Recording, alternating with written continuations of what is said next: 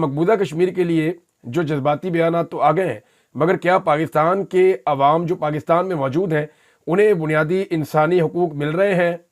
یا نہیں مل رہے؟ یہ ایک بڑا سوال بار بار اٹھایا گیا پاکستانیوں کی جانب سے۔ تو یہ سوال آپ بھی سوچئے گا کہ ہم تب بات کریں نا دنیا کے بارے میں جب ہم اپنے گریبان میں جھانکیں۔ یہاں پہ خواتین کی بے حرمتی ہو رہی ہے، چادر اور چار دیواری کا تقدس پامال ہو رہا ہے، خواتین کو بے گناہ جیلوں میں ڈالا گیا، بڑے لمبے عرصے تک ان کو رکھا گیا، 20,000 سے زائد سیاسی کارکنوں کو گرفتار کیا گیا، 1 لاکھ کے قریب چھاپے مارے گئے۔ پوری دنیا میں اس کے خلاف آواز اٹھا رہی ہے، اور ہم بات کرتے ہیں حق خود ارادیت کی کہ وہاں پہ کشمیر میں ملنا چاہیے کشمیریوں کو۔ تو پاکستان کے اندر جو مینڈیٹ چھینا گیا پاکستانیوں کا، کیا اس کے بعد دنیا ہم پہ اعتبار کرے گی؟ یہ بڑے سوال ہیں اور لوگ اٹھاتے ہیں سوشل میڈیا پہ، اسی لیے سوشل میڈیا کے اوپر پابندیاں لگتی ہیں، قدغنیں لگتی ہیں، اور سوشل میڈیا کو پسند نہیں کیا جاتا طاقتور لوگوں کی نظر میں۔ ناظرین، خط کے حوالے سے یہ کہا جا رہا ہے جی کہ خط کا جواب نہیں آئے گا، یعنی کوئی لوگ کہہ رہے ہیں خط کی رسید بھی نہیں ملے گی، پہلے کہہ رہے تھے جی خط ملا ہی نہیں، خط پہنچا ہی نہیں، جناب کسی کو کوئی خط موصول ہی نہیں ہوا، کوئی کہہ رہا ہے جی خط گواچ گیا ہے، کوئی کہہ رہا ہے جی کہ خط کا کوئی جواب نہیں آئے گا۔ تو میں ایک چیز صرف بتاؤں، ایک تو یہ لوگ پڑھے لکھے نہیں ہیں، دوسرا یہ کوشش بھی نہیں کرتے۔ تو عمران خان صاحب نے ان کے بارے میں ٹھیک کہا تھا، جو کھلا خط ہوتا ہے نا، جس کو اوپن لیٹر کہتے ہیں، جو ساری دنیا کے لیے لکھ دیا جاتا ہے کہ یہ بالکل سب کو پتہ چل جائے کہ اس خط میں کیا لکھا ہے، وہ جو کھلا خط ہوتا ہے نا، وہ کسی بھی وقت اس بندے تک نہیں پہنچانا ہوتا، وہ کھلا خط سب کے لیے ہوتا ہے، اور وہ سب کو بتا دیا جاتا ہے کہ آپ اس بندے کو کیا کہنا چاہتے ہیں۔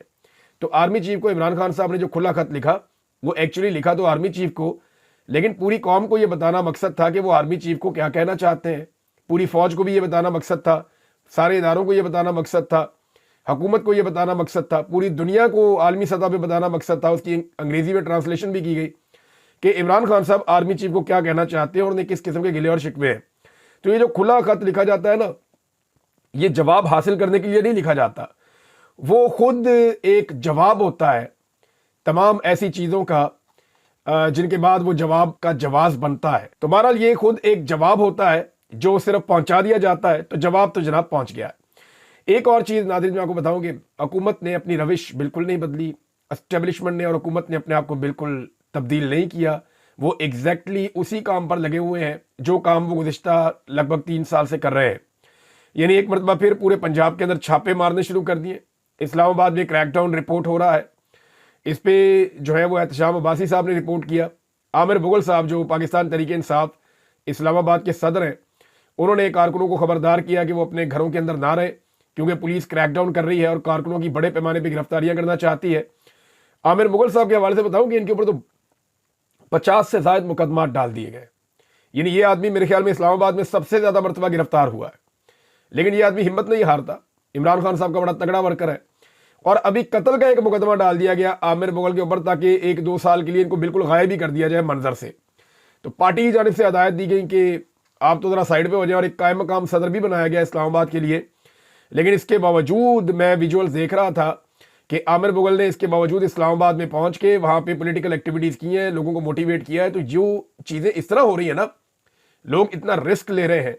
اس کا مطلب یہ ہے کہ پاکستان تحریک انصاف کے اوپر گولی چلنے کے باوجود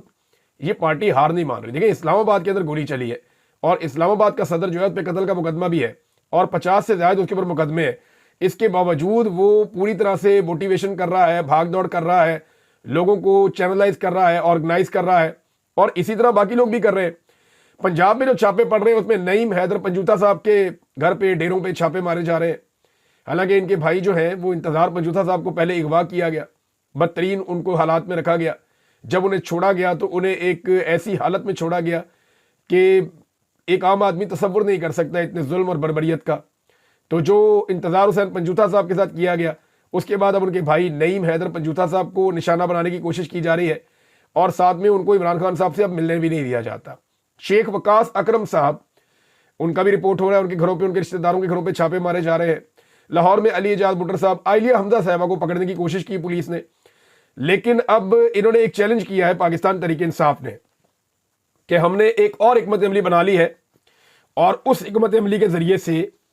ہم احتجاج ضرور کریں گے۔ حکومت کے پاس موقع ہے کہ وہ ہمیں NOC دے دے، اگر حکومت ہمیں NOC نہیں دیتی، یہ پاکستان تحریک انصاف نے کہا ہے، علی حمزہ صاحب نے اناؤنس کیا جو پنجاب میں آرگنائزر ہے، اور پاکستان تحریک انصاف کی جانب سے انہوں نے اناؤنس کیا ہے کہ این او سی نہ ملے تو پورا پنجاب جلسہ گاہ بن جائے گا، لہذا حکومت آرام سے ہمیں این او سی دے دے، اس میں ہی حکومت کی بہتری ہے۔ متبادل حکمت عملی یہ ہے کہ اگر 8 فروری کو مینار پاکستان گراؤنڈ میں جلسہ کرنے کی اجازت نہ ملی تو پھر پارٹی نے پلان بھی تیار کیا ہے، پنجاب کے تمام اضلاع میں احتجاجی تحریک کا آغاز کیا جائے گا۔ شوکت بسرا صاحب نے ناظرین ایک سٹیٹمنٹ دیا ہے اور انہوں نے بڑا کھل کر یہ بات کی ہے کہ اللہ گواہ ہے کہ مجھے الیکشن آئی ایس آئی نے ہروایا۔ شوکت بسرا صاحب کو بہت الیکشن ہارنے کی تکلیف ہے، وجہ یہ ہے کہ وہ بہت بڑا مارجن تھا۔ اعجاز الحق صاحب تو تیسرے نمبر کے امیدوار تھے، نہ 3 میں نہ 13 میں، ان کو ووٹ بھی نہیں پڑ رہے تھے، اور اس دفعہ لوگوں نے اینٹی اسٹیبلشمنٹ ووٹ دیا ہے، تو لوگ ضیاء الحق کے بیٹے کو ووٹ کیوں دیں گے؟ لیکن ضیاء الحق صاحب کے کیونکہ وہ بیٹے ہیں، اسٹیبلشمنٹ کے ذرا دل کے قریب ہیں، تو اعجاز الحق صاحب کو بنا دیا گیا ایم این اے، جبکہ شوکت بسرا صاحب جو کہ فارم 45 کے مطابق ریئل ایم این اے تھے، ان کو ہرا دیا گیا۔ اب وہ کافی جو ہے وہ غصے میں ہے، انہوں نے کئی جگہوں کے اوپر احتجاج کیا، وہ ضیاء الحق کی قبر پہ بھی گئے، ہر جگہ جا کے انہوں نے بات کی، اور انہوں نے ہر جگہ جا کے چیلنج کیا، عدالت میں جا کے چیلنج کیا، لیکن اس کے باوجود شوکت بسرا صاحب کی بات کوئی نہیں سن رہا۔ تو شوکت بسرا صاحب نے فائنلی بتایا کہ میں اللہ کو گواہ بنا کر کہتا ہوں کہ مجھے جو الیکشن ہرایا ہے وہ آئی ایس آئی نے ہروایا ہے۔ ناظرین، میں آپ کو پچھلے ویلاگ میں ایک بات کہہ رہا تھا کہ جو ڈونلڈ ٹرمپ نے کہا پاکستان کو اس کی مذمت کرنی چاہیے۔ ڈونلڈ ٹرمپ نے جو کہا، جیسا کہ پاکستان نے مذمت کی اس وقت جب جو بائیڈن نے سپورٹ کیا اسرائیل کو فلسطین کے خلاف، اور وہاں 46,000 فلسطینیوں کی شہادتیں ہو گئیں، جن میں لگ بھگ 70% خواتین اور بچے تھے۔ تو اب حکومت کو جو ہے مذمت کرنی چاہیے، کیونکہ ڈونلڈ ٹرمپ کا منصوبہ یہ ہے کہ ایویکویشن کی جائے، غزہ کو خالی کروایا جائے، وہاں سے تمام فلسطینیوں کو نکال کر آس پاس کے عرب ممالک میں پہنچایا جائے، اور پھر غزہ کو نئے سرے سے اپنے مطابق تعمیر کیا جائے ملبہ ہٹانے کے بعد، اور جب وہ دوبارہ تعمیر کریں گے، خالی کروا دیں گے، ان کو 2-3-4 سال لگیں گے، وہ ٹائم لیں گے، اور پھر وہ ایسا بیریئر لگا دیں گے کہ اپنی مرضی کے بغیر کسی کو اندر آنے نہیں دیں گے۔ تو یہ ان کا منصوبہ ہے۔ اس منصوبے کے اوپر صفائیاں تو دے رہا ہے امریکی جو اسٹیٹ ڈپارٹمنٹ ہے، ان کی جانب سے جو ترجمان ہے، ان کے صفائیاں تو آ رہی ہیں، لیکن ایگزیکٹلی وہ یہی بات کر رہے ہیں، کوئی زیادہ مختلف بات نہیں کر رہے، لیکن اس کو تھوڑا شوگر کوٹیڈ کر کے کر رہے ہیں۔ اب اس کی مذمت کس نے کی؟ میں نے آپ کو کہا تھا پچھلے ویلاگ میں کہ پاکستان کی صدر کو، وزیر اعظم کو، آرمی چیف کو، وزیر خارجہ کو، سب کی اس کی مذمت کرنی چاہیے۔ آرمی چیف میں اس لیے کہتا ہوں کہ پاکستان کے آرمی چیف کو ویسے ہی ہوتا ہے کہ وہ ایسے معاملات میں بولتے ہیں، کبھی کشمیر پہ، کبھی فلسطین پہ، کبھی کسی اور چیز پہ، تو وہ بات کرتے رہتے ہیں، اور جتنے باہر سے سفیر آتے ہیں ان سے ملاقاتیں بھی کرتے ہیں، سیاسی معاملات میں ان کی ہوتی ہے مداخلت،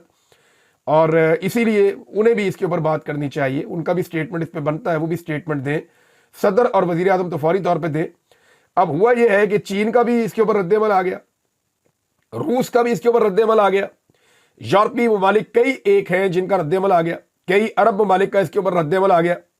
لیکن پاکستان سے اب جب میں یہ ویڈیو ریکارڈ کر رہا ہوں تو اب تک کی اطلاع کے مطابق کوئی بھی ڈونلڈ ٹرمپ کے بیان کی مذمت نہیں کر سکا، کوئی بھی اسے چیلنج نہیں کر سکا۔